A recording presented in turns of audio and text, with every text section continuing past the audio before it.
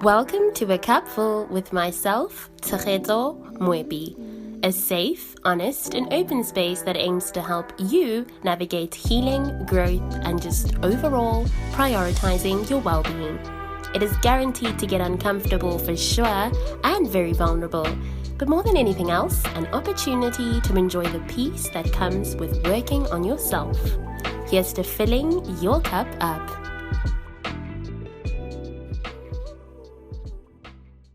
Hi community, welcome to this week's episode of A Cupful. Thank you so much for joining me. I really appreciate it.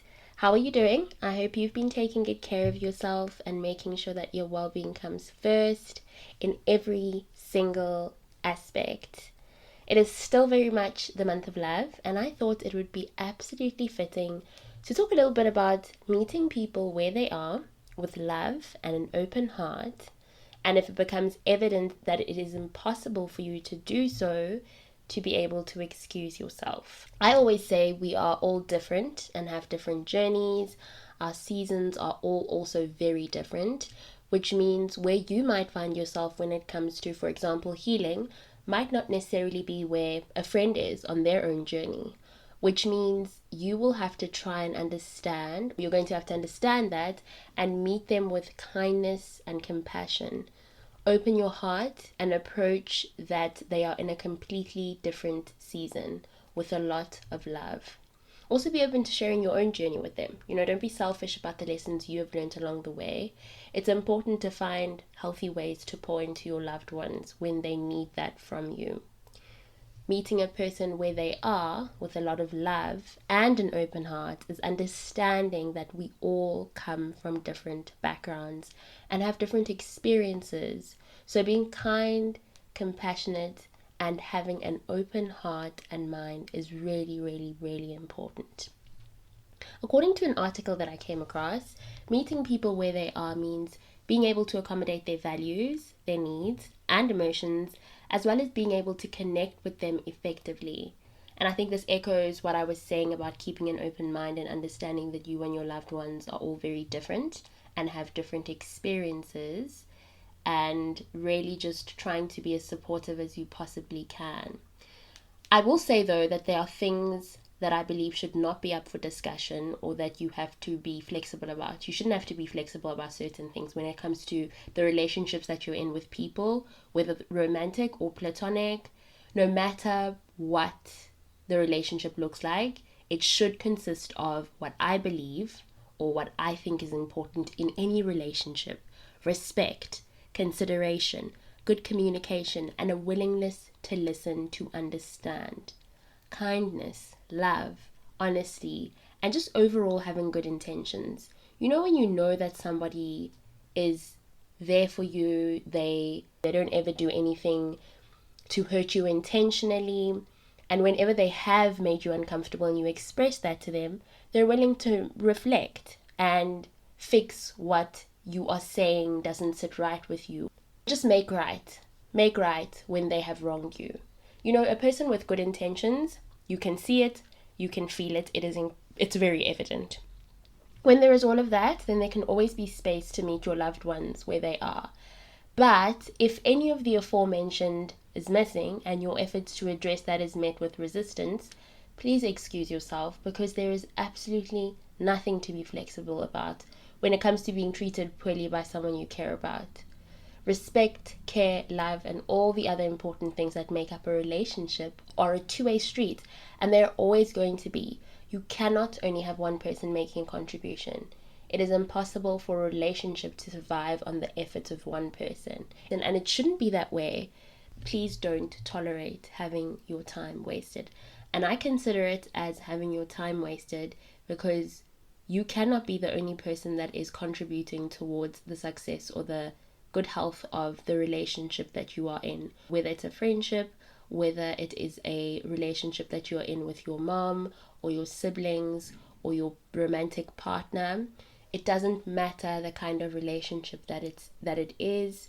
If you are the only one contributing, and every time you try and express that you feel like you're doing this alone and you are met with resistance, then that's having your time wasted. It definitely is having your time wasted. But when there's an effort from both sides, like I said before, it is also just, I want to say, a lot easier to constantly meet the ones that you love with an open heart and an open mind and a lot of love, because you know that you are always going to get that in return from them. You know that they have good intentions, and you know that they are trying. And there isn't a single relationship that is perfect or easy. Of course, there are going to be hiccups, especially when you grow into them more, when seasons change and life happens, but at the root of it all should be love and so much kindness, on a lot of honesty and open mind, communication, and being intentional from both parties. Things won't always be black and white also. This is something I have especially realized as I've gotten older. Things like not wanting to be the first one to check up on a friend because why aren't they doing it? That becomes so unimportant because life happens so much and very quickly when you're a grown person or when you are growing up. But that doesn't mean your friends love you less. I remember at the beginning of my 20s when I started varsity and I was meeting some really incredible people, lovely young women like myself who I was connecting with so well, and they eventually became my friends and we became so close. There was so much time to spend with each other. My friends were all on campus with me. We went to the same university and we would all see each other all the time, and I absolutely appreciated that. I loved that so much. All I needed to do was walk from my own res to my friend's res, and there it is. We're together. We're chilling. We're relaxing in between our schedules, during exams, whenever we had the time. All we needed to do was just to walk over to each other or make some plans, meet up and have a drink, or just like relax on campus somewhere. And that was such a beautiful time, and I'm really grateful for that. But our lives have all changed so much, and we're all evolving, and there are new things that are happening in our lives, and we're growing up. We're grown women. Our priorities are changing, we are changing, and a lot of our time goes towards all those different things that are happening in our lives. So it then becomes ridiculous to expect my friend who is growing and evolving to have as much time on their hands as they did when we were in university. Like I said, they have other priorities. So do I. So what does that mean? Sometimes you're going to lose track of when the last time was when you spoke to your friend. It doesn't make you love your friend less, and it doesn't make your friend love you less when they've lost track. Sometimes life is just happening, and there's just so much happening, and it's unbelievable really how quickly life can happen, especially when you're at a specific stage or in a specific season or a specific chapter. So it doesn't mean that your friend loves you less just because they didn't reach out to you first. That's why I spoke of keeping an open mind and meeting people where they are with a lot of love. Finding a form of flexibility, because of course you have all the reassurance in the world that that is your friend and they will always have your back no matter what. You are always met with so much love, kindness, and patience when it comes to them. And you know you are safe in that relationship. So their actions have never made you doubt that you are safe with them. They always appreciate you. They show you kindness and love and respect. When it is time for you to have a conversation, you have their attention. They give you their time. They make an effort. So really, I think it's just the way we look at things, and again, but also understanding that we are all different and we are experiencing different things at different times, and to just keep an open mind. Keep an open mind, keep an open heart, and do it with love. So, when is it time to excuse yourself? I think that when you do not have the capacity, time, resources, mental and emotional capabilities, or you feel like this is not a sustainable approach for the nature of this relationship. So, like I said at the very beginning of this episode, it is important to keep an open mind, an open heart, and to do it with a lot of love.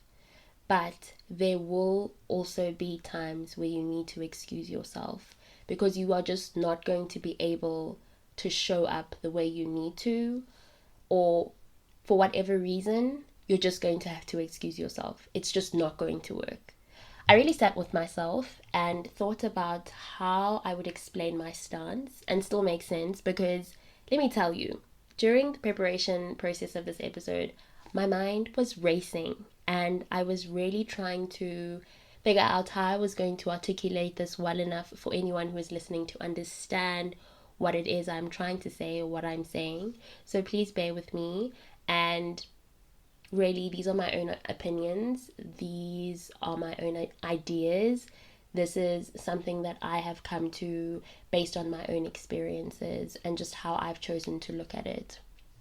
So the reality is that sometimes you just will not be able to be there for a person the way they need you to, because you have enough going on in your own life and you need support. So that means that you cannot be the one giving the support the way that that person needs that. And I really think that sometimes we hang on to people and we stick around selfishly. It isn't to be selfish intentionally, but it does end up being selfish, and it does end up coming across as selfish because you don't know when to move away or step back and be honest about it and be able to say, I really want to be able to do this for you, but I can't. And that is my honest truth. I have my own things going on in my life right now. And I know for a fact that if I neglect my needs and I attend to yours and I tend to your wounds, I will end up feeling a form of resentment for you, because I would have failed myself. I would have failed to be honest with myself. And I think it's such an important thing to be able to do.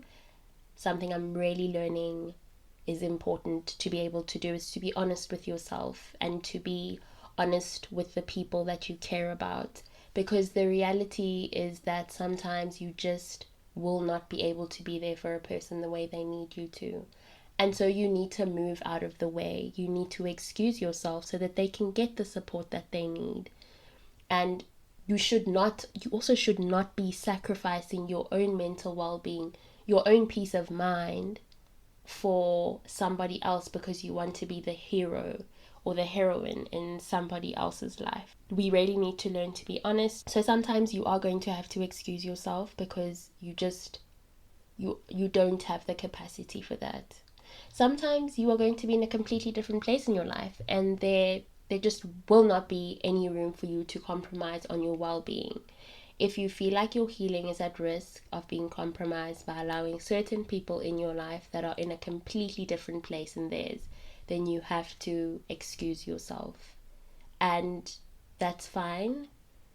It might suck, but that's fine, and it's necessary, and it's something that you should know to do when it needs to be done.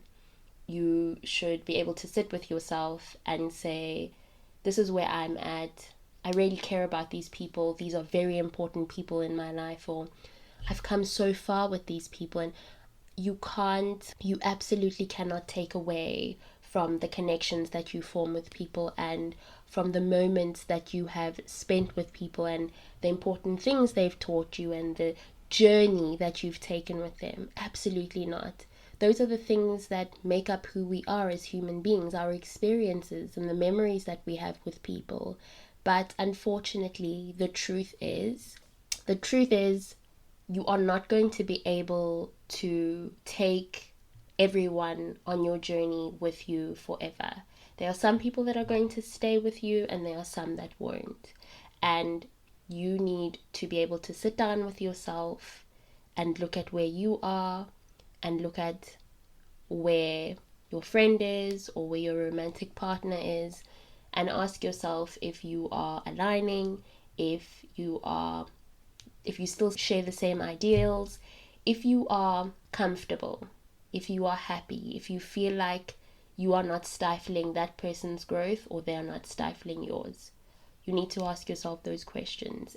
It's really important. None of it is easy and none of it is comfortable, but it's very, very necessary for moving forward in your life. Because if you don't have those kind of conversations with yourself and you aren't looking at where you're at and where the people in your life are at, especially when you can see that there are clashes and you can see that you are becoming more and more uncomfortable in your relationships, then you are inviting a form of stagnancy into your life.